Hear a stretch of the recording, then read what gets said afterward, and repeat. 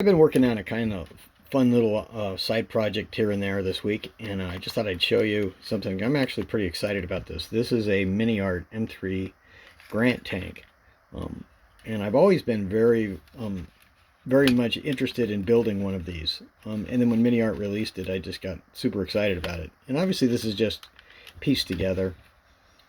This kit has some interesting fit issues. I mean, they're not bad, but they certainly are. You know, they certainly take some thought to get around. And not that it's problematic, but the reason it was problematic for me is I wanted to make this kit so that I could see the interior very well. And obviously, when everything's on this kit, you know, the turret and the hatches and stuff, it will be difficult to actually see the detail. Now I can pull the turret out and kind of see some, but as you can see, it's kind of a dark hole. So what I've done is I've used neodymium magnets to make this a whole lot more doable. Now I have completely redesigned the way this structure works. So this is not stock, but I'm able to remove the roof. And you can see why right there. See those magnets? Those magnets actually hold everything together when I put things back on. But now I'll be able to completely see the gun, you know, the 75mm gun, the driver's compartment, everything in great detail. I'm going to add all kinds of detail to this, 3D printed parts. It's going to be fun. It's going to be painted, weathered. It's going to be a lot of fun. And then the neat thing is I can also display it, you know, as a whole piece. So I don't have to just have it in one mode. I don't have to display it as open. I can actually, and it's hard to see perhaps, but that roof fits damn near perfectly. Now that took a little bit of work to do because this part doesn't fit exactly right. So it definitely took a little bit of time to make it fit, and I still have a little bit of work to do right there. It's not exactly perfect right there, but it's good enough that I'm very excited about it. Now I'm not going to win any awards with this because, you know, I mean, this roof is removable, and surely someone will look down and go, that roof seam is no good. But I don't care, because what I really want to be able to do more than anything is pull this off and see all the glorious paint and detail that I will be adding in here. And clearly I'll be able to do that now. So I'm pretty excited by this. I'm also going to make it so that you can remove the engine compartment, the engine access doors.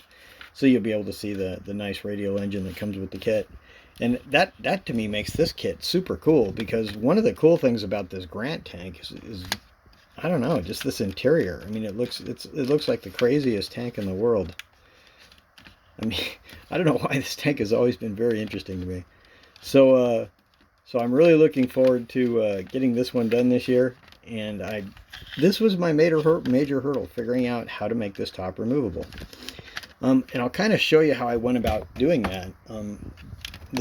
This piece right here, this top piece, also included this piece here, so I had to cut that off. And then I had to make it very finely matched so that everything looks right. And that's really what I spent most of my time, just, you know, a little bit of back and forth with a file, making sure that everything fits. And let me show you my build sequence. So if I take these rubber bands off, these sponsoon pieces, as you can see, they're just you know, nothing fancy there. The kit actually fits together pretty well with a little bit of work. I don't know that it's like Tamiya fit, but I am having no trouble making this thing fit myself.